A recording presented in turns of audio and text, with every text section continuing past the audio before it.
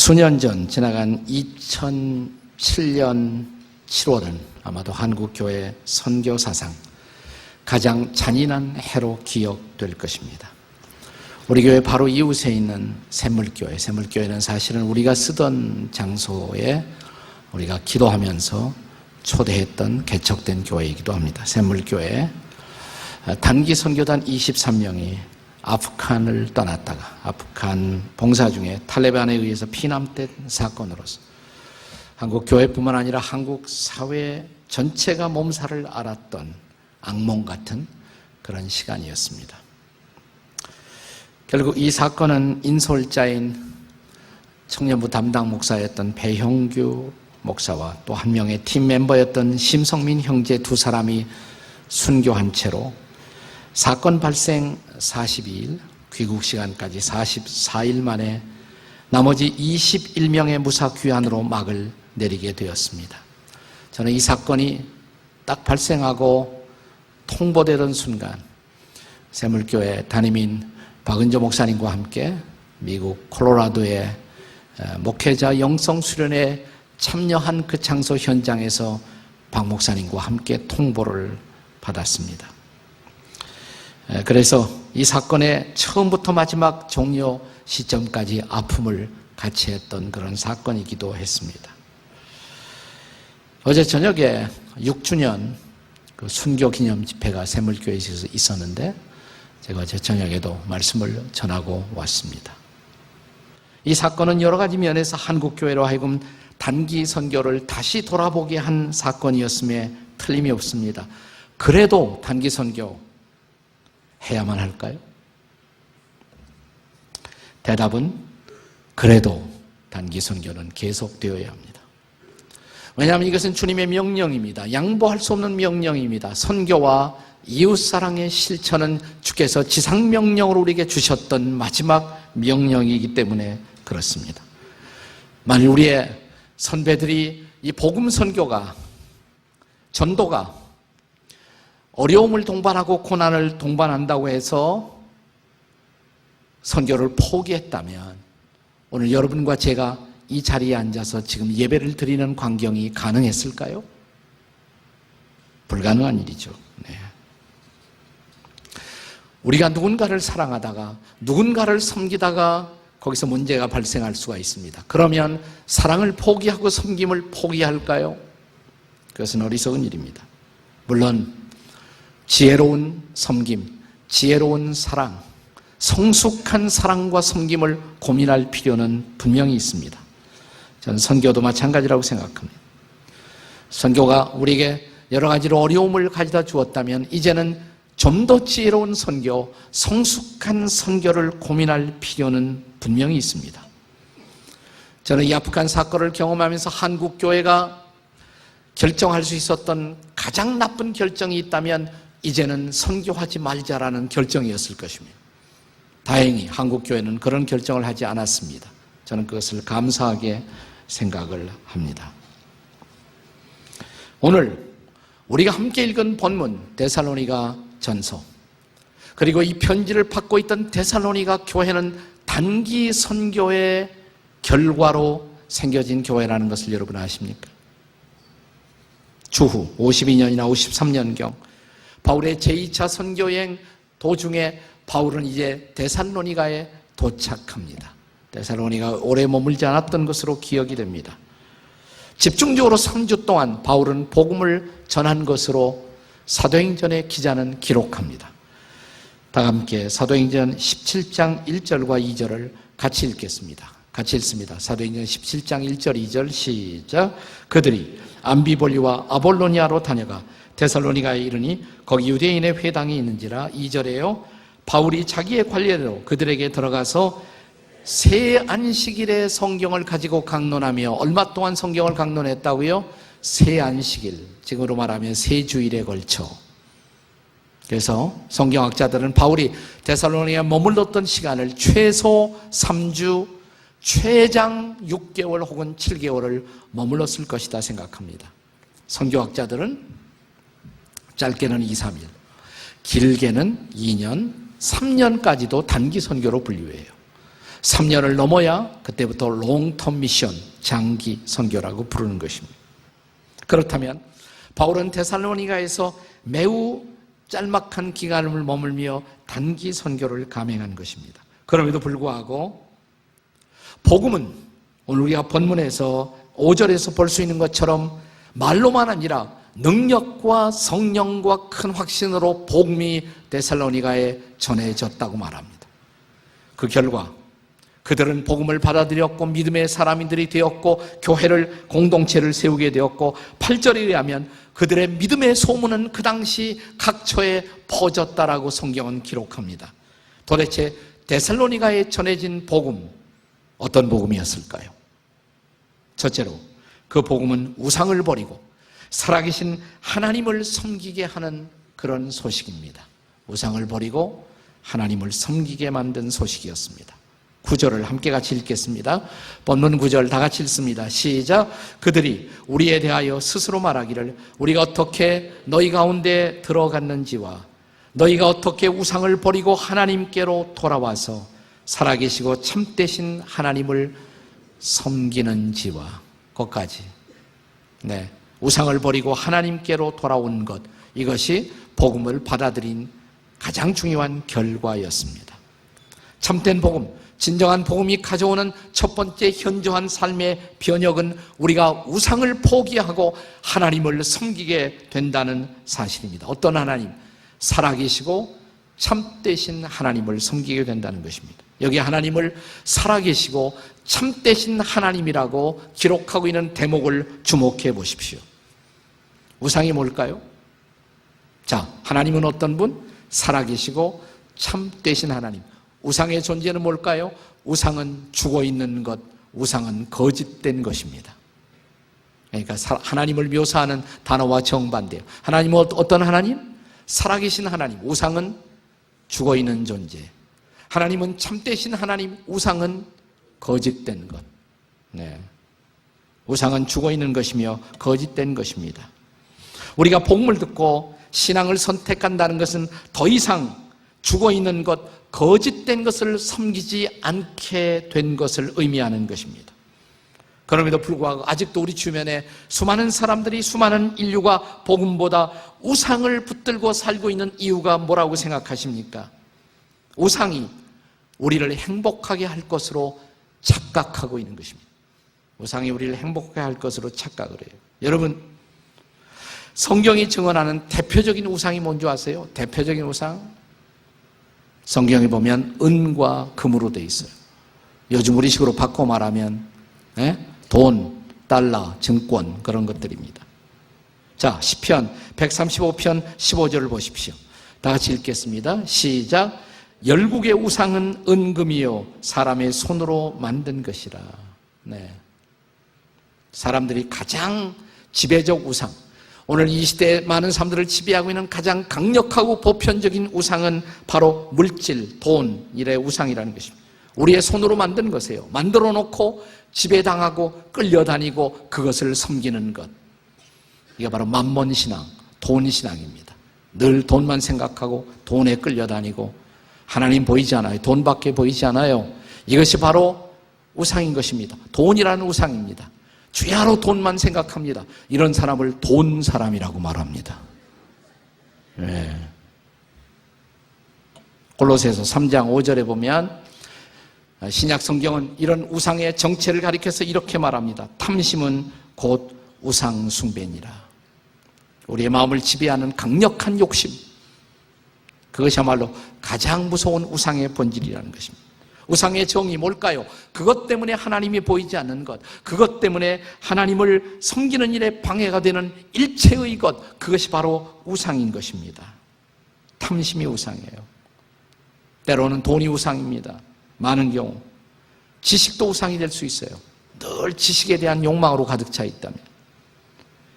인기도 우상이 될 수가 있습니다. 네, 스타들이 인기를 누리다가 갑자기 생명을 끊는 것. 네. 그 우상이 그를 행복하게 못하게 하는 증거죠. 인기가 우상이 된 거예요. 때로는 권력이, 때로는 성공이 우상일 수가 있습니다. 성취도 우상일 수가 있습니다. 때로는 쾌락이, 인생의 쾌락이 우상이 될 수도 있습니다. 우상은 우리를 속이는 것입니다. 우상은 우리를 배반합니다. 우상은 허상입니다. 여러분 잘 생각해 보세요. 멋있잖아요. 우상은 허상이다. 누가 말했느냐? 이동원 목사가 말하는 말입니다. 한번 따라서 해보세요. 우상은 허상이다. 옆에 사람에게 우상은 허상이래요. 한번 해보세요. 시작. 우상은 허상이에요. 네. 자, 우상이 우리를 배반할 때, 우상이 우리를 행복하지 못하게 한다고 드디어 깨달았을 때, 우리는 비로소 그때 우상이 진짜 신이 아니라 거짓된 신이라는 것을 발견하게 되는 것입니다. 빨리 깨달을수록 좋아요. 복음은 무엇입니까? 복음은 살아계시고 참되신 하나님만을 붙들고 사는 것. 이런 우상을 포기하고 하나님 앞에 돌아와 사는 것. 사람들이 우상을 포기하고 집단적으로 거대하게 그들이 우상을 포기하고 하나님 앞에 돌아오는 시간들이 있어요. 우리의 선배들은 그런 현상이 일어날 때 그것을 부흥이다 이렇게 말합니다. 부흥. 저마다 사람들이 우상을 포기하고 회개하고 그들이 하나님 앞에 집단으로 돌아오는 모습, 그것을 우리는 부흥이다, 리바이벌이다 부르는 것입니다. 우리가 부르는 가스펠송 부흥 찬양이 있잖아요. 이 땅의 황무함을 보소서 이렇게 시작됩니다. 하늘의 하나님, 네, 긍휼을 베푸시는 주여, 우리의 죄악을 용서하소서. 이 땅 고쳐주소서. 이제 우리 모두 하나 되어 이 땅에 무너진 기초를 다시 쌓을 때 우리의 우상들을 태우실 모여 성령의 불 임하소서. 부흥의 불길 타오르게 하소서. 진리의 말씀 이 땅 새롭게 하소서. 은혜의 강물 흐르게 하소서. 성령의 바람 이제 불어와 오 주의 영광 가득한 새날 주소서. 주님 나라 이 땅에 임하소서. 이것이 부흥이에요. 이것이 리바이벌인 것입니다. 이 부흥이 바울 사도의 단기 선교로 일어난 거예요. 데살로니가 단기 선교를 통해서 부흥이 데살로니가의 한 도시에 부흥이 임한 것입니다. 자, 부흥이 임한 증거가 뭐냐? 자, 그리스도인들이 바울 사도를 위시한 그 바울의 선교팀이 데살로니가에 복음을 전했을 때 바울과 복음을 전하던 사람들을 가리켜서 데살로니가 도시의 유대인들이 이런 말을 썼습니다. 네, 뭐라고 그랬냐면 사도행전 17장 6절에 보시면 천하를 어지럽게 하는 사람들이 여기에도 도착했다. 이게 그리스도인들의 별명이에요. 천하를 어지럽게 하는 사람들. 그들은 안 좋은 의미로 얘기했지만 어떤 의미에서는 그 말이 맞는 거예요. 천하를 어지럽게 하는 사람들. 그런데 영어 성경 킹 제임스 버전에 보면 이 대목이 아주 인상 깊은 이런 영어로 표기되어 있습니다. 이렇게 됐어요. These that have turned the world upside down. 그랬어요. They have turned the world. 세상을 한 바퀴 이렇게 턴했어요. 세상을 돌려갖고 upside 시켜서 down 시켰다는 것입니다. 네. 세상을 뒤집어 바꾸어 놓은 사람들. 세상을 뒤집어 바꾸어 놓은 사람들. 복음은 데살로니가를 뒤집어 바꾸어 놓았습니다. 이것이 부흥인 것입니다. 이번 문경에 그런 역사가 일어날 줄로 믿습니다. 문경이 뒤집어질 것입니다. 네. 이번 수요일 날 시장님이야 다 참석해요. 우리 교인들은 안에 들어오지도 못해요. 바깥에 있고 안 믿는 사람들 다 집어넣고 우리가 복음을 전할 것입니다. 이 수요일 밤이 문경이 부흥을 경험하는 놀라운 밤이 되시기를 주의 이름으로 축원해 주십시오. 축복해 주십시오. 중보해 주십시오. 복음은 우상을 버리고 하나님 앞에 돌아오는 것입니다. 복음이란 무엇인가? 두 번째로 복음은 우리 성도로 하여금 신망의 삶을 살게 하는 소식인 것입니다. 신망의 아시죠? 신망의 뭐예요? 신, 믿음, 망, 소망, 애, 사랑. 믿음, 소망, 사랑. 가톨릭 우리 천주교 형제들은 재미있게 표현을 해요. 뭐라고 말하냐면 신덕, 망덕, 애덕 이렇게 말합니다. 신덕, 믿음의 덕이다 이 말이죠. 망덕, 소망의 덕이다. 애덕, 사랑의 덕이다 이렇게 말합니다. 우리는 흔히 믿음, 소망, 사랑이 고린도전서 13장에만 나오는 줄로 착각합니다마는 착각입니다. 믿음, 소망, 사랑은 성경 도처에 언급되어 있습니다. 자, 여러분, 우리가 복음을 듣고 예수를 믿으면 반드시 누리게 되는 놀라운 삶의 특권이 있습니다. 그것은 저와 여러분이 믿음의 사람이 되고 소망의 사람이 되고 사랑의 사람이 된다는 것입니다. 그리고 우리는 믿음의 삶을 살아요. 소망의 삶을 살아요. 사랑의 삶을 살아요. 그 변화가 일어나요. 이것이 바로 복음의 역사인 것입니다. 복음은 우리로 하여금 예수 믿고 하나님을 믿는 사람이 되게 하는 데서 그치지 않습니다. 복음은 우리의 삶을 변혁하는 것입니다. 삶의 모든 영역을 바꾸는 것입니다. 우리의 인생관을 바꿉니다. 우리의 세계관을 바꾸는 것입니다. 보다 구체적으로 이런 변화된 우리의 삶은 믿음의 삶, 소망의 삶, 사랑의 삶이라는 것입니다. 그런데 오늘 본문 3절에 보시면 믿음을 말할 때 그냥 믿음 그러지 않고 믿음의 역사 그랬죠? 믿음의 역사 그랬습니다. 자, 믿음의 역사가 뭐예요? 믿음으로 일한다 이 말이에요. 우리가 예수 믿고 일어나는 가장 놀라운 변화는 이제 더 이상 내 신념, 내 생각, 내 철학으로 일하는 것이 아니라 믿음으로, 하나님을 믿는 믿음으로, 예수를 믿는 믿음으로 모든 일을 한다는 것입니다. 그래서 이 대목이 영어 성경에 보시면 특별히 NIV에는 이렇게 표기되어 있습니다. Your work produced by faith. 믿음으로 생산된, 믿음으로 산출된, 믿음으로 말미암은 당신의 일. 이제 모든 일을 믿음으로 하게 되는 변화가 일어난다는 것입니다. 그 다음에 믿음의 역사에 의해서 사랑의 수고 그랬습니다. 사랑의 수고. 그냥 사랑이 아니라 사랑의 수고. 사랑으로 수고한다는 것입니다. 우리는 그냥 의무감으로 수고하는 것이 아니에요. 많은 경우 우리가 수고하긴 하는데 인생을 살다 보면 수고해야죠. 그런데 그냥 해야 되니까 억지로 하는 의무감의 수고가 아니라는 것이에요. 체면 때문에 하는 수고가 아니에요. 사랑으로 수고해요. 하나님을 사랑하기 때문에 내가 복음을 발견했다는 것은 하나님의 사랑을 체험했다는 것이에요. 나는 사랑의 빚진 주인 줄 알고 주님의 사랑이 나를 강권하기 때문에 기뻐서 수고해요. 그것이 바로 사랑의 수고예요. 그래서 영어 성경에 이렇게 표현되어 있습니다. Your labor prompted by love 이렇게 되어 있습니다. 사랑으로 촉진되는 당신의 수고 이렇게 되어 있어요. 사랑으로 수고하게 된다는 것입니다. 그리고 이어서 소망의 인내를 말합니다. 소망의 인내. 그러니까 소망하고 참는다. 근데 그 소망도 그냥 소망이 아니에요. 여기 NIV는 보다 정확한 번역을 하고 있습니다. 영어로 이렇게 표기되어 있어요. 제가 영어 자랑하려고 하는 것은 아니에요. 물론 내가 영어는 잘하지만 영어 강사했어요. 옛날에 영어 강사도 했어요. 학원에서. 네. 어쩐지 발음이 틀리더라. 그러지? 네. 네. Your endurance 이렇게 endurance 참는단 말이에요. Your endurance inspired by hope in our Lord Jesus Christ 이렇게 돼 있어요. 주 예수 그리스도 안에 있는 희망으로 말미암아 감동받은 inspired 된 당신의 참음 이런 식으로 번역이 되어 있습니다. 다시 말하면 그리스도에 대한 소망으로 감동받은 결과로서의 인내 그런 뜻입니다. 자, 세상은 아직도 불공평합니다. 세상은 아직도 어두운 것들이 많아요. 그러나 예수님 다시 오시면 그 예수님이 모든 것을 바로잡아 주실 것입니다. 그 예수님 바라보았을 때 세상은 어둡고 세상은 힘들지만 우리는 참을 수 있어요. 그리고 그 주님이 나와 함께 한다는 사실 때문에 우리는 그 희망을 갖고 감동을 받고 우리는 잘 참아낼 수가 있습니다. 그것은 억지로 하는 참음이 아니라 주님의 도우심과 주님의 일하심과 주님이 마침내 역사 가운데 일하실 것을 바라보는 그러한 마음으로 우리가 참아낼 수가 있다는 것입니다.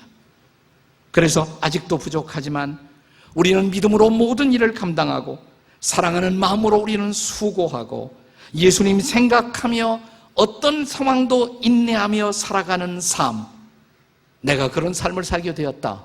그러면 여러분은 복음을 받아들인 거예요. 정말 복음을 받아들인 것입니다.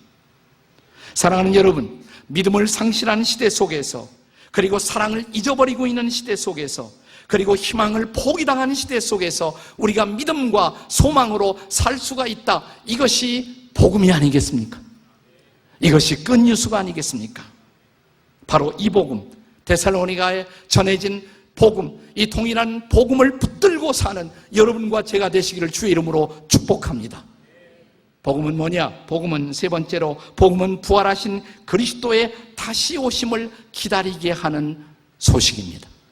복음은 부활하신 그리스도의 다시 오심을 기다리게 하는 메시지입니다.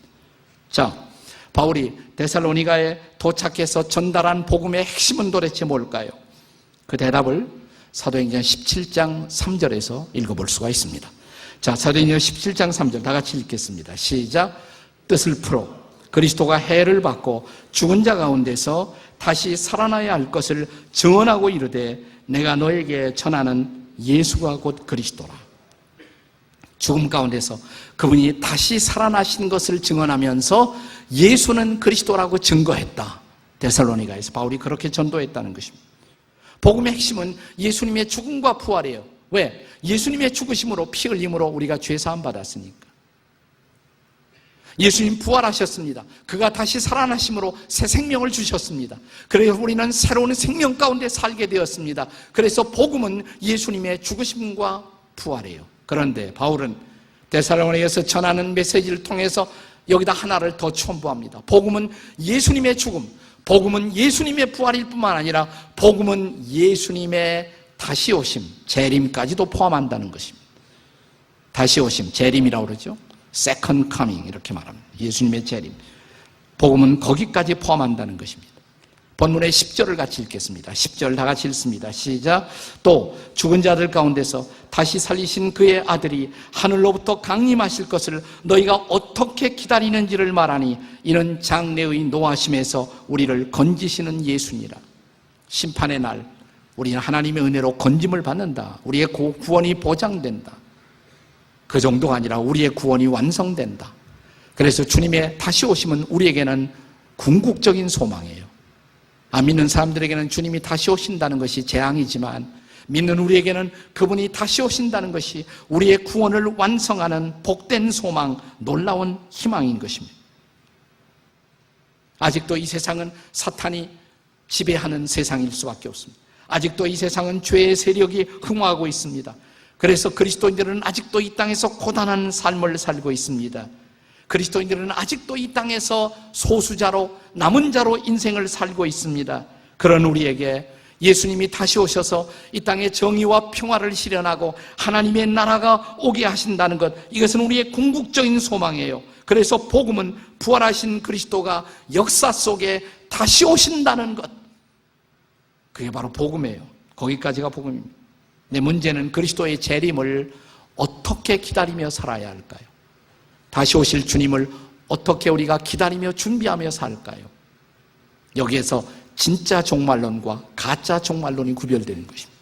종말론, 교육을 잘못 받은 사람, 이상한 교회 가서 잘못 교육을 받은 사람들은 예수님 다시 오신다 그러면 곧 오실 테니까 직장 팽겨치고 가정 팽겨치고 그리고 어디 이상한 데 가서 기도원 같은 데 가서 주여하고 있으면 예수님 재림 준비라고 생각해요.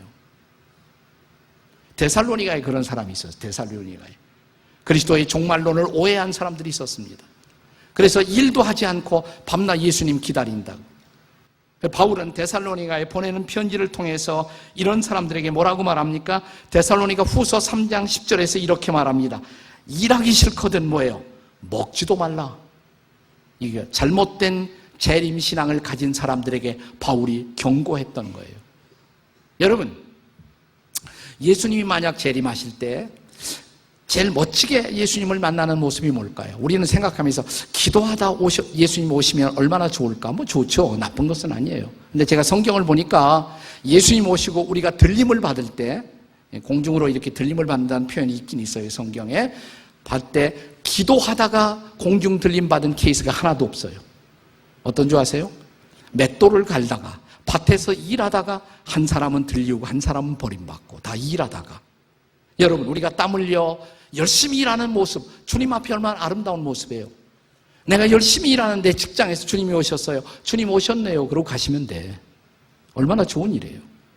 내가 가정에서 자녀들을 아름답게 양육하는데 주님 오셨어요. 주님, 내가 좀 이해하고 씨름하고 있었어요. 오셨네요. 그러고 가시면 되는 거예요. 그게 좋은 일이에요. 주님이 기뻐하시는 일이에요. 주님이 맡겨주신 그 일 하다가 가는 것, 이것이 아름다운 재림 준비예요. 그래서 일하기 싫거든 먹지도 말라, 이 표현을 한 것이에요. 그렇습니다. 재림을 준비하는 삶, 그것은 주님이 다시 오실 것을 굳게 믿되 그 주님 오실 것을 소망하며 오늘 내게 주어진 일상의 삶의 한복판에서 당당하게 살고 당당하게 전도하면서 사는 것. 그분 다시 오시고 그분이 모든 것을 마침내 이루어 줄 것을 믿기 때문에 우리는 당당하게 삶을 살고 당당하게 선교하고 사는 것. 이것이 재림 준비인 것을 믿으시기 바랍니다. 이번에 제가 샘물교회 가서 다시 설교하면서 아프간 순교 백서를 다시 한번 읽어보면서 마음속에 큰 감동이 있었어요. 탈레반에게 이 샘물교회 단기 선교단이 붙잡혔을 때 인솔자였던 우리 배용규 목사께서 죽음을 예감했던 것 같아요. 나중에는 한 3팀, 4팀으로 갈라놓았습니다만 처음에는 붙잡아 놓고 같이 있게 했거든요. 같이 있었을 때 팀 전체를 향해서 배용규 목사님이 이렇게 말했다고 합니다. 제가 그대로 그 순교 백서에서 그대로 인용하도록 하겠습니다. 이분들은 자신들의 협상을 유리하게 끌고 가기 위해서 우리 중에 한두 사람을 죽일지 모르겠습니다. 아마도 선전 효과를 위해 비디오를 찍으며 총살을 할 것입니다. 그때는 제가 먼저 앞장을 서겠습니다. 그리고 이 사람들에게 하나님의 사랑을 전하겠습니다. 그리고 예수 믿고 구원을 받으라고 전하겠습니다. 바로 그때 배영규 목사님보다 팀 멤버 중에 나이가 많은 전도사님이 계셨어요. 네, 유경식이라는 그 당시 전도사님이었어요. 지금 목사님이 되는데 어제도 제가 이분 만나는데요. 네, 유경식 전도사님이 튀어나와서 뭐라고 말하느냐면, 목사님 순서를 바꾸시지요.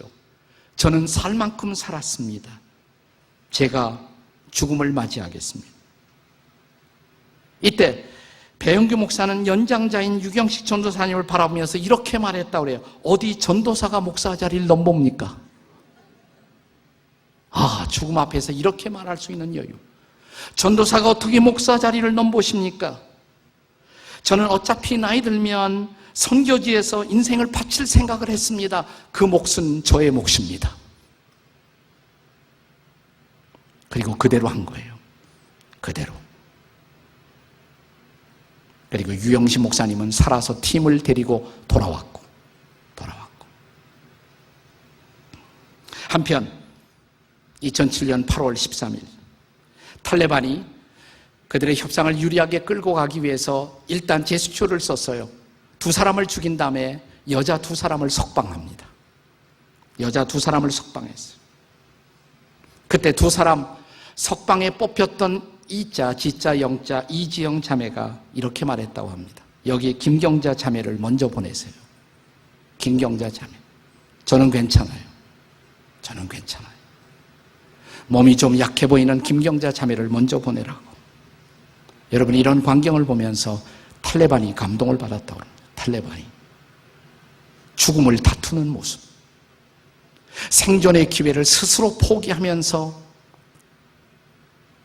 죽음의 자리를 선택하고 생존의 기회를 다른 이웃들에게 내주는 모습. 어떻게 가능할까? 이 소식이 나중에 전해졌습니다. 다국적 군들에게 다 알려졌어요. 이재영이라는 자매가 자기가 살 수 있는 기회를 스스로 양보했다고. 그래서 그 자매 얼굴 한번 보자. 나중에 전원 석방되고, 자, 아프간 카불의 호텔에 마지막 다 모였을 때 다국적 군이 다 가서 만날 수가 없지만 그 당시 한국군 최고사령관이 전인범 준장님이었는데 그분에게 부탁을 했대요.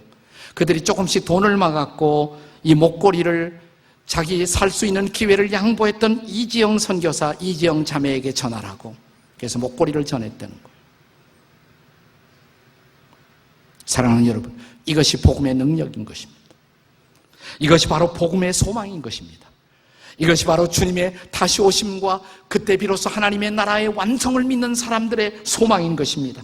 이 복음이 데살로니가를 바꾼 것입니다. 이 복음이 문경도 바꿀 것입니다. 이 복음이 수원도, 수지도, 분당도 바꿀 것입니다. 이 복음이 한국을 바꿀 것입니다.